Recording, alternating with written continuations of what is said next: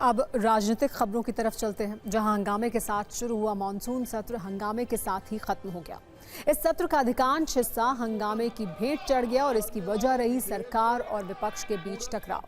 ये टकराव संसद की कार्यवाही के दौरान भी दिखाई दिया और आज सत्र के समापन पर भी ये नजर आया। दरअसल परंपरा ये है कि सत्र के आखिरी दिन लोकसभा अध्यक्ष सभी दलों के फ्लोर लीडर्स यानी संसदीय दलों के नेताओं को चाय पर आमंत्रित करते हैं।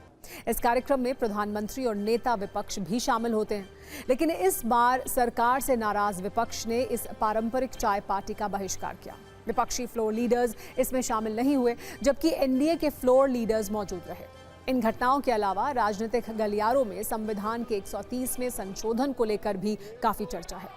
इस संशोधन के तहत अगर प्रधानमंत्री, केंद्रीय मंत्री, मुख्यमंत्री या राज्य मंत्रियों को 30 दिनों तक जेल में रहना पड़ता है तो उन्हें अपने पद से इस्तीफा देना होगा। कल गृह मंत्री ने इससे जुड़े 3 विधेयक पेश किए थे, जिन्हें तुरंत ही संयुक्त संसदीय समिति यानी जेपीसी के पास भेज दिया गया।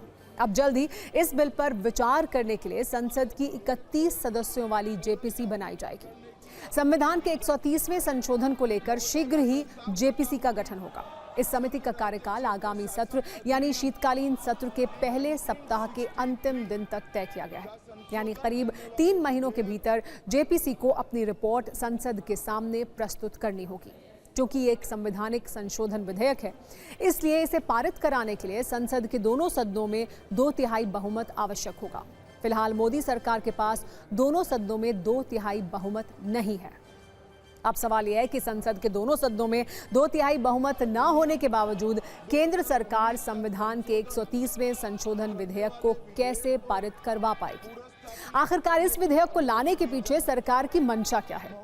एनडीए के घटक दलों जेडीयू और टीडीपी का रुख भी इस बिल को लेकर अभी पूरी तरह स्पष्ट नहीं है।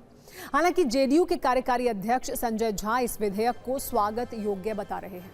उनका यह भी कहना है कि इस मुद्दे पर पार्टी फोरम के भीतर और मुख्यमंत्री नीतीश कुमार से चर्चा नहीं हुई है।